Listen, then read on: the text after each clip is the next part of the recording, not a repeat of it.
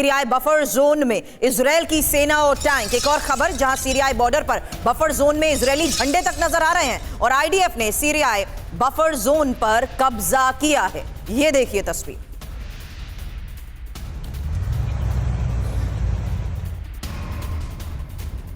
और देखिए ये डेवलपमेंट अहम है। बफर जोन पर आईडीएफ के कब्जे से भड़का हुआ है ईरान ने यूएन से दखल देने की अपील की है। सीरियाई इंफ्रास्ट्रक्चर और जमीन पर कब्जा सरासर गलत है, ये ईरान ने कहा है।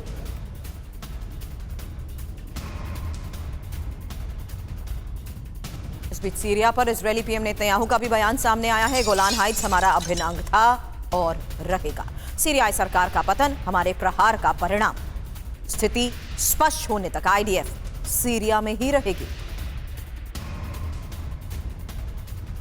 तो देखिए ये बड़ी बात कह रहे हैं इजरायली पीएम नेतन्याहू का गोलान हाइट्स पर बड़ा दावा। गोलान हाइट्स पर कब्जे के लिए हमने ऑपरेशन चलाया। गोलान पर कब्जे के लिए ऑपरेशन न्यू ईस्ट इजराइल की तरफ से अंजाम दिया गया। हमने 20 सैन्यकृत जोन को कब्जे में किया। सीरिया की सेना का वहां पर कब्जा नहीं था, यानी गोलान हाइट्स पर पूरी तरह से दावा करते हुए इजरायली पीएम नजर आ रहे हैं। हालांकि सीरिया में तख्ता पलट, बफर जोन पर टकराव, इस पर और सवाल करने से पहले खबर ये कि बफर जोन में इजरायली सेना की मौजूदगी, साथ ही बफर जोन में टैंक और हथियार। हालांकि इसको देखते हुए नाराज कौन है ये जानना भी बहुत जरूरी है। समीर, बिल्कुल, देखिए नाराज तो सबसे ज्यादा है चीन, उसके बाद रूस का नंबर है, सऊदी अरब भी नाराज देशों की कैटेगरी में, ईरान नाराज है। यूएन ने भी ऑब्जेक्शन जताया है कि आखिर हो क्या रहा है सीरिया में। पहले विद्रोही आगे बढ़ते हैं, बशर अल असद की जो सरकार थी उसका तख्ता पलट होता है और उसके बाद अब इजराइल सीरिया में दाखिल हो रहा है। कहां पर है बफर जोन, ये भी आपको बता दें। सीरिया इजराइल बॉर्डर का हम जिक्र कर रहे हैं, क्योंकि दावा तो यह किया जा रहा है कि 1974 के समझौते का यह उल्लंघन है और तख्ता पलट के 48 घंटे में ही जिस तरीके से यह कब्जा किया गया। सुशील सर, ओवरऑल सिनेरियो को इस वक्त आप फिलहाल किस तरीके से एनालाइज करेंगे? इस पर सवाल करने से पहले एक बार इंफॉर्मेशन वॉल का रुख कर रहे हैं, क्योंकि जिस बफर जोन का यहां पर हम बार बार जिक्र कर रहे हैं उस लिहाज से यह समझना बहुत जरूरी है।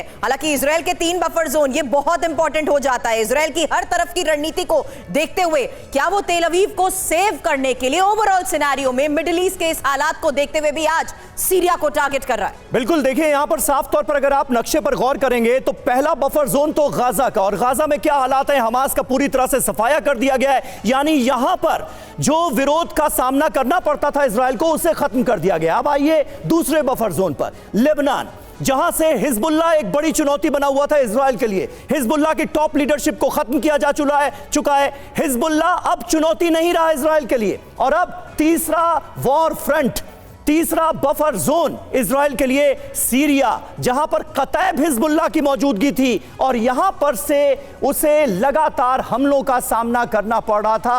अब इस फ्रंट पर भी ऐसा लग रहा है कि चल तो इजराइल की ही रही है। सुमित, किस तरह से आप देखेंगे? उससे पहले लेकिन सुरभि, आप शायद सवाल लेना चाह रही थी सिंगल। बिल्कुल सर, मैं अब आपसे इसको लेकर ही जानना चाह रही थी कि इजराइल जिस तरीके से आज हम इजराइल के इन 3 बफर जोन को देखें, इरादे पूरी तरीके से नेतन्याहू ऐलान के तौर पर ही साफ कर चुके हैं। देखिए, आप बिल्कुल सही कह रहे हैं कि ये एक गॉड सेंड अपॉर्चुनिटी है इजराइल को। और जैसा कि नेतन्याहू ने कह भी दिया कि हमने जो तख्ता पलटा है जो सीरिया में, उसमें हमने जो ये रेबल ग्रुप था उनको सपोर्ट किया। और जिस तरीके से ये बदलाव एकदम आया एक हफ्ते के अंदर, वो क्लियर इंडिकेशन है कि इसको बहुत देशों का सपोर्ट था। क्योंकि सीरिया, जैसा हम जानते हैं कि पाइपलाइन थी ईरान के थ्रू हिजबुल्लाह को आर्म सप्लाई करने की, और इजराइल बहुत दिनों से कोशिश कर रहा था इस सप्लाई लाइन को बंद करने की। और ये जो मौका मिला है, तो उसके बाद उन्होंने, जैसा कि आपने कहा कि 1974 की जो डीमिलिटराइज्ड जोन थी उस पर भी इन्होंने अपनी आर्मी भेज दी है, और ये जो जितना भी जखीरा है हथियारों का वो डिस्ट्रॉय कर रहे हैं। तो ये कोशिश इनकी बिल्कुल ये है कि जो है सीरिया की तरफ से जो इजराइल को खतरा है उसको पूरी तरह से नष्ट नाबूद कर दिया जाए।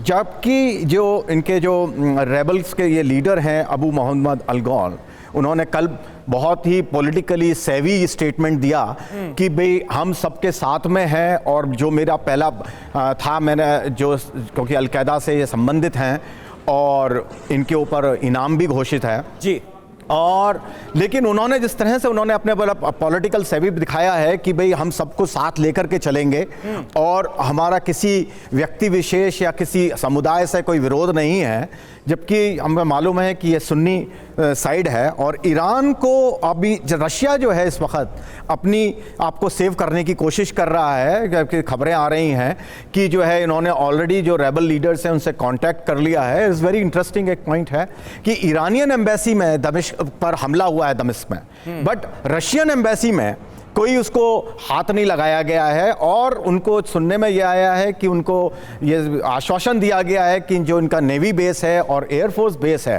जी, उस पर भी उनको रहने दिया जाएगा, और उस पर जो है ये विद्रोही जो हैं वो उस पर स्टॉर्म नहीं करेंगे। तो एक ये नया एक माहौल बन रहा है कि रशिया क्लॉ बैक कर रहा है अपने आप को, और टर्की को, जैसा उन्होंने कहा कि हमने टर्की ने हमें धोखा दिया है, टर्की की अपनी अपनी कंपल्शन है। अब उसको किस तरह से वो कैगमायर में तो आ गए हैं, क्योंकि अमेरिका उधर अमेरिकन फोर्सेस में भी, और दो नाटो मेंबर हैं दोनों, टर्की और अमेरिका, बट आपस में उनके भी अभी झगड़े की खबर आई है, और जो उन्होंने अपने डिफेंस सेक्रेटरी से उन्होंने बात की, उन्होंने कहा नहीं हमें कोऑर्डिनेशन करना है।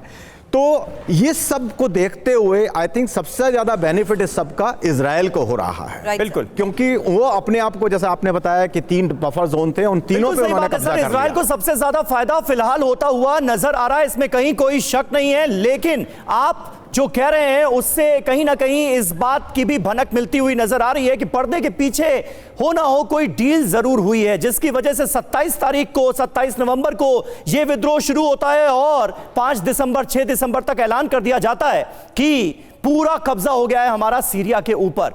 यह कैसे मुमकिन हुआ?